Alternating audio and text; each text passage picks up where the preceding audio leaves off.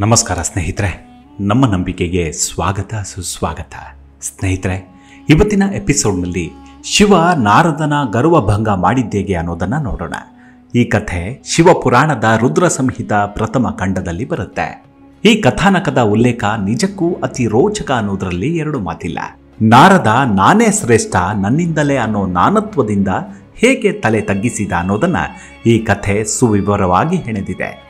ಬನ್ನಿ, ಹಾಗಿದ್ರೆ ಇವತ್ತಿನ ಎಪಿಸೋಡ್ನಲ್ಲಿ ನಾರದನ ಅಹಂಕಾರ ಅಳಿದಿದ್ದೇಗೆ ಅನ್ನೋದರ ವಿವರಣೆಯನ್ನ ಸಂಪೂರ್ಣವಾಗಿ ನೋಡ್ತಾ ಹೋಗೋಣ. ಅದಕ್ಕೂ ಮುನ್ನ ನಮ್ಮ ನಂಬಿಕೆಗೆ ನಿಮ್ಮ ಬೆಂಬಲವಿರಲಿ.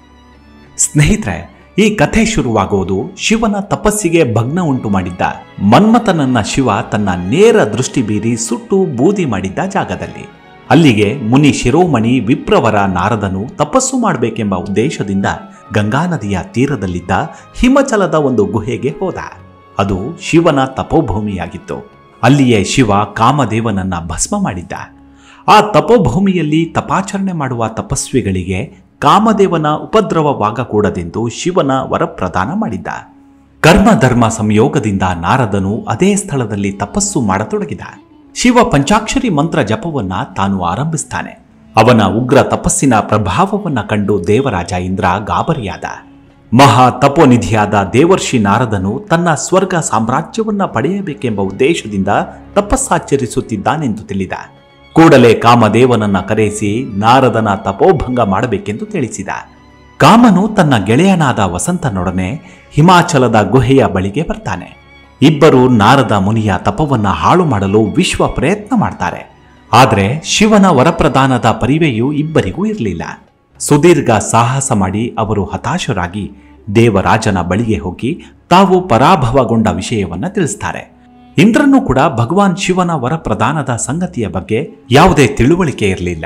ಆದುದರಿಂದ ನಾರದನ ಮಹಾತಪದ ಬಗ್ಗೆಯೂ ಅವನ ಶಮೆದಮೆಗಳ ಬಗ್ಗೆಯೂ ಅತಿರೇಕವಾಗಿ ಪ್ರಶಂಸೆ ಮಾಡ್ತಾನೆ.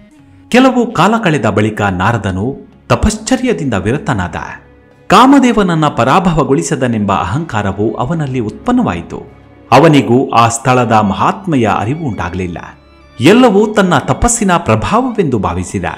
ಆತ್ಮ ಸಮರ್ಪಣೆ ಮಾಡಿದ ಪರಮ ಭಕ್ತರನ್ನು ಮಾಯಾ ಮೋಹಗಳು ಸ್ಪರ್ಶಿಸುವುದಿಲ್ಲ. ಶಿವಭಕ್ತರನ್ನುಳಿದು ಎಲ್ಲಾ ಜಗತ್ತು ಮಾಯಾ ಪ್ರಹೃತವಾಗಿರುವುದು. ಶಿವಭಕ್ತರ ಯೋಗ್ಯತೆಯೇ ಬೇರೆ. ನಾರದನು ಸರ್ವಾರ್ಪಣ ಬುದ್ಧಿಯಿಂದ ತಪಸ್ಸು ಮಾಡಿದವನೇ ಅಲ್ಲ. ಸ್ಥಾನ ಮಹಿಮೆಯಿಂದ ಅನಾಯಾಸವಾಗಿ ದೊರೆತ ಕಾಮ ವಿಜಯದ ಬಗ್ಗೆ ಆತ ವೃಥಾಭಿಮಾನವನ್ನ ತಳೆದು ಶಮೆ ದಮೆಗಳಿಂದ ತಾನು ಸಾಧಿಸಿದ ಪೌರುಷವನ್ನ ತಿಳಿಸುವುದಕ್ಕಾಗಿ ಶಂಕರನನ್ನ ಕಾಣಲು ಕೈಲಾಸಕ್ಕೆ ತೀವ್ರಗತಿಯಿಂದ ತೆರಳಿದ. ಆತ ಪರಮೇಶ್ವರನನ್ನ ಕಂಡು ತಾನು ಸಾಧಿಸಿದ ಕಾಮಜಯದ ಬಗ್ಗೆ ಆತ್ಮ ಪ್ರಶಂಸೆ ಮಾಡಿಕೊಂಡ. ಶಂಭುವು ಗಹಗಹಿಸಿ ನಕ್ಕ. ನಾರದನಿಗೆ ನಗೆಯ ಅರ್ಥವಾಗದ್ದರಿಂದ ಬೆಪ್ಪನಂತೆ ನಿಂತುಕೊಳ್ತಾನೆ. ಆಗ ಶಿವ ಹೇಳಿದ, ನಾರದ, ನೀನು ವಿದ್ವಾಂಸನಾಗಿರುವೆ, ಧನ್ಯವಾದಕ್ಕೆ ಪಾತ್ರನಿರುವೆ. ಆದರೆ ನೀನು ನನ್ನೆದುರಿನಲ್ಲಿ ಆಡಿದ ಮಾತುಗಳನ್ನ ಯಾರ ಮುಂದೆಯೂ ಹೇಳಬೇಡ. ಭಗವಾನ್ ವಿಷ್ಣುವಿನ ಸಾನ್ನಿಧ್ಯದಲ್ಲಂತೂ ಈ ವಿಷಯವನ್ನ ಎತ್ತಬೇಡ. ನಿನ್ನ ಈ ಸಿದ್ಧಿಯನ್ನ ಗುಪ್ತವಾಗಿರಿಸು. ನೀನು ನನ್ನ ಭಕ್ತನಿರುವೆ. ಹಾಗೆ ವಿಷ್ಣು ಭಕ್ತನಾದ ನೀನು ಪರಮ ವೈಷ್ಣವನೂ ಆಗಿರುವೆ. ನೀನು ವಿಷ್ಣು ಭಕ್ತನಿದ್ದರೂ ನನ್ನ ಅನುಗಾಮಿಯಾಗಿದ್ದೀಯ. ಆದುದರಿಂದ ನಿನ್ನ ಕಲ್ಯಾಣಕ್ಕಾಗಿ ಹೇಳುವುದೇನೆಂದರೆ, ಕಾಮ ವಿಜಯವು ನಿನಗೆ ಸ್ಥಾನ ಮಹಿಮೆಯಿಂದ ದೊರೆತಿದೆ ಎಂದ. ಪರಮೇಶ್ವರನ ಉಪದೇಶದಿಂದ ನಾರದನಲ್ಲಿಯ ಅಹಂಕಾರವು ದೂರವಾಗಲಿಲ್ಲ. ಆತ ತನ್ನ ತಂದೆಯಾದ ಬ್ರಹ್ಮದೇವನ ಭೇಟಿಗಾಗಿ ಸತ್ಯಲೋಕಕ್ಕೆ ಹೋದ. ಬ್ರಹ್ಮದೇವನನ್ನ ಕಂಡು ತಾನು ಸಾಧಿಸಿದ ಕಾಮ ವಿಜಯದ ವೃತ್ತಾಂತವನ್ನು ತಿಳಿಸಿದ. ಬ್ರಹ್ಮದೇವನಾದರೂ ಶಿವನಂತೆಯೇ ಉಪದೇಶ ಮಾಡಿದ. ಆದರೆ ಶಿವ ಮಾಯ ಪರಿವೃತನಾದ ನಾರದನಿಗೆ ಬ್ರಹ್ಮನ ಮಾತುಗಳು ಇಷ್ಟವಾಗಲಿಲ್ಲ. ತನ್ನ ಜಯಭೇರಿಯನ್ನ ಮೊಳಗಿಸಲು ವೈಕುಂಠಕ್ಕೆ ದಾಪುಗಾಲಿಡುತ್ತಾ ತೆರಳಿದ. ಇಲ್ಲಿ ವೈಕುಂಠಪತಿಯಾದ ಶ್ರೀಹರಿಗೆ ಪ್ರಣಾಮವನ್ನ ಸಲ್ಲಿಸಿ ತಾನು ಸಾಧಿಸಿದ ತಪಸ್ಸನ್ನು ಕಾಮ ವಿಜಯವನ್ನು ಪೂರ್ಣ ರೂಪದಿಂದ ವರ್ಣಿಸಿದ. ನಾರದನಿಗೆ ಕಾಮ ವಿಜಯವು ದೊರೆತಿದ್ದರ ಯಥಾರ್ಥ ಜ್ಞಾನವು ಶ್ರೀಹರಿಗೆ ಮೊದಲೇ ತಿಳಿದಿತ್ತು. ಕಠಿಣ ತಪಸ್ಸನ್ನ ಮಾಡಿ ಪೂರ್ಣವಾಗಿ ಸಾಧಿಸಿದ್ದೇನೆ ಎಂಬ ಅಹಂಕಾರವು ನಾರದನಲ್ಲಿ ಉತ್ಪನ್ನವಾಗಿರುವುದರಿಂದ ನಾರದನಿಗೆ ಬುದ್ಧಿ ಕಲಿಸಬೇಕೆಂದುಕೊಂಡ ಶ್ರೀಹರಿ. ಆಗ ಶ್ರೀ ವಿಷ್ಣುವು ಹೇಳಿದ, ಮುನಿಶ್ರೇಷ್ಠ ನಾರದ, ನೀನು ಪರಮಧನ್ಯ. ನೀನು ತಪಸ್ಸಿನ ಭಂಡಾರವೇ ಆಗಿರುವೆ. ಭಕ್ತಿ ಜ್ಞಾನ ವೈರಾಗ್ಯಗಳಿಲ್ಲದವರಿಗೆ ಮಾತ್ರ ಕಾಮನ ಕಾಟ. ಆದರೆ ನೀನು ನೈಷ್ಠಿಕ ಬ್ರಹ್ಮಚಾರಿ ಇರುವೆ. ಜ್ಞಾನ ವೈರಾಗ್ಯ ನಿರತನಿರುವೆ. ನೀನು ಜನ್ಮದಿಂದ ನಿರ್ವಿಕಾರನೂ ಶುದ್ಧ ಬುದ್ಧಿವಂತನೂ ಆಗಿರುವೆ. ನಿನ್ನಂಥವನ ಮುಂದೆ ಕಾಮನಾಟವು ಏನು ನಡೆದಿತ್ತು? ಮುನಿ ಶಿರೋಮಣಿಯೇ, ನಿನ್ನ ಶಮೆ ದಮೆಗಳು ಪ್ರಶಂಸನೀಯವಾಗಿವೆ ಎಂದು ಹಾಡಿ ಹೊಗಳದ. ಆಗ ನಾರದ ಹೇಳ್ತಾನೆ, ಭಗವಾನ್, ನಿನ್ನ ಕೃಪೆಯೂ ನನ್ನ ಮೇಲಿರುವಾಗ, ನನ್ನ ತಪೋಬಲದಿಂದ ಮಾಯಾ ಮೋಹಗಳು ನಷ್ಟ ಹೊಂದಿರುವಾಗ ಆ ಕಾಮದೇವನ ಪ್ರಭಾವವು ಏನು ನಡೆದಿತ್ತು ಎಂದು ಅಹಂಕಾರದಿಂದಲೇ ಮಾತನಾಡಿ ಶ್ರೀಹರಿಯ ಅನುಮತಿಯನ್ನು ಪಡೆದು ವೈಕುಂಠದಿಂದ ಪಯಣ ಮಾಡಿದ. ಆಗ ಶ್ರೀಹರಿಯು ಮಹಾದೇವನ ಪ್ರೇರಣೆಯಿಂದ ಮಾಯೆಯನ್ನ ನಿರ್ಮಾಣ ಮಾಡ್ತಾನೆ. ನಾರದನು ಹೊರಟ ಮಾರ್ಗದಲ್ಲಿ ತನ್ನ ಮಾಯೆಯಿಂದ ಸುಂದರವಾದ ನಗರವನ್ನ ನಿರ್ಮಾಣ ಮಾಡಿದ. ಅದು ವೈಕುಂಠಕ್ಕಿಂತಲೂ ಸುಂದರವಾಗಿತ್ತು. ಆ ನಗರಕ್ಕೆ ಶೀಲನಿಧಿ ಎಂಬ ಅಷ್ಟೈಶ್ವರ್ಯ ಯುಕ್ತ ರಾಜನಿದ್ದ. ಅವನಿಗೆ ಅಪ್ಸರಿಗಿಂತಲೂ ರೂಪವತಿಯಾದ ಶ್ರೀಮತಿ ಎಂಬ ಉಪವರ ಕನ್ಯೆ ಇದ್ಲು. ರಾಜನು ತನ್ನ ಪುತ್ರಿಯ ಸ್ವಯಂವರವನ್ನ ಯೋಜಿಸಿದ್ದ. ನಗರ ಪ್ರವೇಶ ಮಾಡಿದೊಡನೆಯೇ ನಾರದನಿಗೆ ಈ ಸಂಗತಿಯು ತಿಳಿದು ಹೋಯಿತು.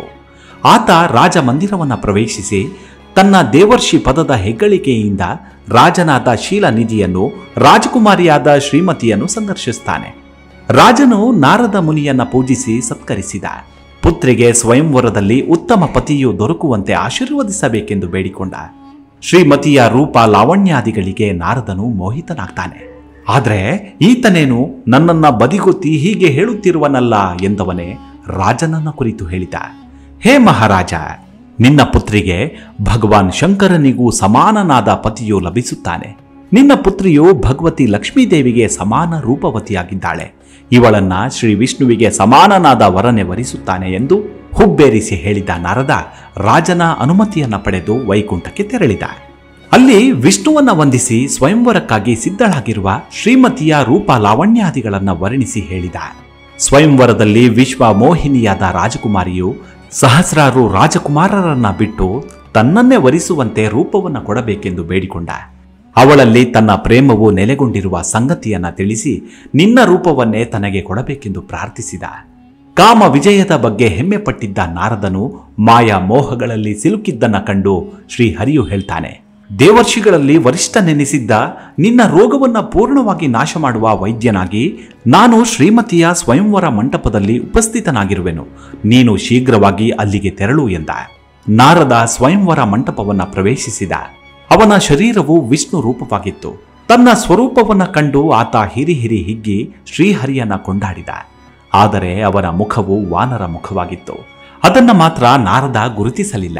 ಶಿವನ ಆಜ್ಞೆಯಂತೆ ಸ್ವಯಂವರ ಮಂಟಪದಲ್ಲಿದ್ದ ಶಿವ ಪಾರ್ಶ್ವದವರು ನಾರದನ ಕೋತಿಯಾಕಾರದ ಮೂತಿಯನ್ನ ಕಂಡು ತಡೆಯಲಾರದೆ ನಕ್ಕು ಬಿಡ್ತಾರೆ. ನಾರದನು ಅವರನ್ನ ನೋಡಿ ಹುಚ್ಚರು ಹುಚ್ಚರು ಎಂದಂದ. ಶ್ರೀಮತಿಯು ಬಂಗಾರದ ಪುಷ್ಪ ಮಾಲೆಯನ್ನ ಕೈಯಲ್ಲಿ ಹಿಡಿದು ಸ್ವಯಂವರ ಮಂಟಪವನ್ನ ಪ್ರವೇಶಿಸ್ತಾಳೆ. ಆಕೆ ಶ್ರೀ ವಿಷ್ಣುವಿನಂತೆ ಶರೀರ ಸೌಂದರ್ಯವುಳ್ಳ ಕಪಿಮುಖದ ನಾರದನನ್ನ ಕಂಡು ಮುಗುಳು ನಕ್ಕು ಪುಷ್ಪ ಮಾಲೆಯನ್ನ ಹಿಡಿದು ಮುಂದೆ ಸಾಕ್ತಾಳೆ. ಅನೇಕ ರಾಜಕುಮಾರರ ಮುಂದೆ ನುಸುಳಿ ಅಲ್ಲಿ ದಿವ್ಯ ಕಾಂತಿಯುತನಾದ ದೇವ ಶಿಖಾಮಣಿ ಶ್ರೀಹರಿಯನ್ನ ಕಂಡು ವರಮಾಲೆಯನ್ನ ಅವನ ಕೊರಳಿಗೆ ಹಾಕಿ ಪಾದಾರವಿಂದಗಳಿಗೆ ಪ್ರಣಾಮಗಳನ್ನು ಸಲ್ಲಿಸ್ತಾಳೆ. ಕೂಡಲೇ ಶ್ರೀಹರಿ ಶ್ರೀಮತಿಯನ್ನ ಕರೆದುಕೊಂಡು ಅಂತರ್ಧಾನನಾದ. ಆಗ ಶಿವ ಪಾರ್ಶ್ವದರು ನಾರದನ ಸಮ್ಮುಖದಲ್ಲಿ ಬಂದು, ಕಾಮವಿಜಯಿ ಮಹಾ ತಪೋಧನನಾದ ನಾರದ, ನಿನ್ನಂಥವನು ಶ್ರೀಮತಿಯ ಮಾಯೆಯಲ್ಲಿ ಸಿಲುಕಿದೆಯಾ? ನಿನ್ನ ದೇಹವು ವಿಷ್ಣುವಿನ ದೇಹದಂತೆ ಸುಂದರವಾಗಿದೆ. ಆದರೆ ನಿನ್ನ ಕಪಿಮುಖವನ್ನ ಈ ಕನ್ನಡಿಯಲ್ಲಿ ನೋಡಿ ಸಂತುಷ್ಟನಾಗು ಎಂದು ನಕ್ಕರು. ಆಗ ನಾರದನು ತನ್ನ ಮುಖವನ್ನು ನೋಡಿ ನಾಚಿದ, ತಲೆ ತಗ್ಗಿಸಿದ. ಇದು ವಿಷ್ಣುವಿನ ಮಾಯೆ ಎಂದು ತಿಳಿದು ವೈಕುಂಠಕ್ಕೆ ತೆರಳಿ, ನೀನು ನನ್ನನ್ನ ಶ್ರೀಮತಿಯ ವ್ಯಾಮೋಹದ ಚಿಂತೆಯಲ್ಲಿ ಕೆಡಹಿದೆ, ಹಾಗಾಗಿ ನೀನು ಪತ್ನಿ ವಿರಹದಿಂದ ದುಃಖಿತನಾಗುವೆ ಎಂದು ಶಾಪ ಕೊಟ್ಟ.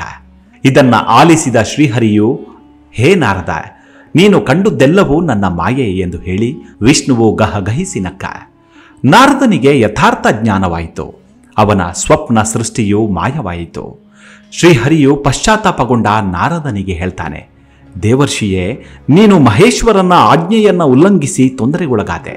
ನೀನು ತೀರ್ಥಯಾತ್ರೆಗಳಿಗಾಗಿ ತೆರಳು ಶಿವಕ್ಷೇತ್ರಗಳನ್ನು ಸಂಚರಿಸಿದ ಬಳಿಕ ನಿನ್ನ ಪಿತನಾದ ಬ್ರಹ್ಮದೇವನ ಬಳಿಗೆ ಹೋಗಿ ಶಿವನ ಪಾವನಕರ ಚರಿತ್ರೆಯನ್ನ ತಿಳಿದುಕೋ, ಶಿವ ತತ್ವಗಳನ್ನು ಅಭ್ಯಾಸ ಮಾಡು ಎಂದ. ನಾರದನು ಲೋಕ ಪಿತಾಮಹನಾದ ಬ್ರಹ್ಮದೇವನ ಬಳಿಗೆ ಬಂದು ವಂದಿಸಿ ಶಿವಚರಿತ್ರೆ ಶಿವ ತತ್ವಗಳನ್ನು ತಿಳಿಸಬೇಕೆಂದು ಬೇಡಿಕೊಂಡ. ಆಗ ಬ್ರಹ್ಮದೇವ ಹೇಳ್ತಾನೆ, ದೇವ ಶಿರೋಮಣಿಯೇ, ನೀನು ಜಗತ್ತಿನ ಕಲ್ಯಾಣವನ್ನ ಚಿಂತಿಸುವವನು. ನೀನು ಶಿವ ತತ್ವವನ್ನು ಅಭ್ಯಾಸ ಮಾಡಬೇಕು. ಜಗತ್ಪ್ರಳಯವಾದ ಬಳಿಕ ಸೂರ್ಯ ಚಂದ್ರ ನಕ್ಷತ್ರಾದಿಗಳು ಯಾವುವೂ ಇರೋದಿಲ್ಲ. ಆಗ ಎಲ್ಲ ಕಡೆಯಲ್ಲಿ ಅಂಧಕಾರವೇ ವ್ಯಾಪಿಸಿತ್ತು. ಪಂಚಭೂತಗಳ ಸತ್ವವೂ ಇರಲಿಲ್ಲ. ಆ ಸಮಯದಲ್ಲಿ ತತ್ಸದ್ ಬ್ರಹ್ಮ ಈ ಶ್ರುತಿಯಲ್ಲಿ ಸತ್ ಎಂಬುದೊಂದೇ ಶೇಷವಾಗಿತ್ತು. ಅದು ಇದು ಎಂಬ ಭಾವನಾತ್ಮಕ ಜಗತ್ತು ಇಲ್ಲ. ಯೋಗಿ ಜನರು ನಿರಂತರವಾಗಿ ತಮ್ಮ ಹೃದಯಾಕಾಶದಲ್ಲಿ ಕಾಣುವ ಸತ್ ತತ್ವವು ಮನದ ವಿಷಯವಾಗುವುದಿಲ್ಲ. ವಾಣಿಯಾದರೂ ಅಲ್ಲಿಗೆ ತಲುಪುವುದೇ ಇಲ್ಲ. ಅದು ನಾಮ ರೂಪ ವರ್ಣಗಳಿಂದ ಶೂನ್ಯವಾಗಿರುವುದು. ಸತ್ಯ ಜ್ಞಾನ ಸ್ವರೂಪ ಅನಂತ ಪರಮ ಆನಂದಮಯ ಪರಮ ಜ್ಯೋತಿ ಸ್ವರೂಪ ಅಪ್ರಮೇಯ ನಿರ್ಗುಣ ನಿರಾಕಾರ ಮಾಯಾ ಶೂನ್ಯ ಚಿನ್ಮಯವಾಗಿರುವುದು. ಯಾರು ಮೂರ್ತಿರಹಿತ ಪರಬ್ರಹ್ಮನಾಗಿರುವನೋ ಅವನು ಭಗವಾನ್ ಸದಾಶಿವನಾಗಿದ್ದಾನೆ. ಪ್ರಾಚೀನ ವಿದ್ವಾಂಸರು ಅವನಿಗೆ ಈಶ್ವರನೆನ್ನುತ್ತಾರೆ. ಆತ ತನ್ನ ವಿಗ್ರಹದಿಂದ ಏಕಸ್ವರೂಪಭೂತಳಾದ ಶಕ್ತಿಯನ್ನ ಉತ್ಪನ್ನ ಮಾಡಿದ. ತರುವಾಯ ಶ್ರೀಹರಿಯನ್ನ ಸೃಷ್ಟಿಸಿದ. ವಿಷ್ಣುವಿನ ನಾಭಿ ಕಮಲದಿಂದ ಚತುರ್ಮುಖ ಬ್ರಹ್ಮನಾದ ನಾನು ಉದ್ಭವಿಸಿದೆ. ನನ್ನ ಕುಮಾರನೇ ನೀನು. ಶಿವನು ದಯಾಮಯನು. ನೀನು ಅವನ ಆದೇಶದಂತೆ ನಡೆದಿದ್ದರೆ ಗಂಡಾಂತರದಲ್ಲಿ ಬೀಳುತ್ತಿರಲಿಲ್ಲ. ನೀನು ಅಹಂಕಾರದಿಂದ ಹಠಮಾರಿಯಾದುದಕ್ಕಾಗಿ ಶಿವ ನಿನ್ನ ಗರ್ವಭಂಗ ಮಾಡಿದನಷ್ಟೇ ಎಂದು ನಾರದನಿಗೆ ಉಪದೇಶ ಮಾಡಿದ. ಈ ಮಾತುಗಳನ್ನು ಕೇಳಿದ ನಾರದನಿಗೆ ತನ್ನ ತಪ್ಪಿನ ಅರಿವಾಗಿ ಶಿವನನ್ನ ಕುರಿತು ತಪಸ್ಸಾಚರಿಸಿದ. ತನ್ನ ಪ್ರಾಯಶ್ಚಿತ್ತಕ್ಕಾಗಿ ಶಿವನನ್ನ ಹಲುಬಿದ. ಕಡೆಗೆ ತನ್ನ ಭಕ್ತನ ಕೋರಿಕೆ ಮನ್ನಿಸಿದ ಶಿವ ಪ್ರತ್ಯಕ್ಷನಾಗಿ ನಾರದನನ್ನ ಕ್ಷಮಿಸಿ ಹರಸಿ ಹಾರೈಸ್ತಾನೆ. ಹೀಗೆ ನಾನೇ ಶ್ರೇಷ್ಠ, ನನ್ನಿಂದಲೇ ಎಲ್ಲವೂ ನಡೆಯುತ್ತದೆ ಎಂಬ ಮಾಯಾಲೋಕದ ಭ್ರಮೆಯೊಳಗೆ ಬೀಳುವ ಎಲ್ಲರಿಗೂ ಈ ಕಥೆ ನಿದರ್ಶನವಾಗತ್ತೆ. ಆ ಪರಮಾತ್ಮನ ಆಶೀರ್ವಾದ ನಮ್ಮೆಲ್ಲರ ಮೇಲಿರಲಿ. ಮುಂದಿನ ಎಪಿಸೋಡ್ನಲ್ಲಿ ಮತ್ತೆ ಸಿಗೋಣ. ಅಲ್ಲಿವರೆಗೂ ನಿಮ್ಮ ಆರೋಗ್ಯದ ಕಡೆ ಗಮನವಿರಲಿ. Take care. ನಮಸ್ಕಾರ.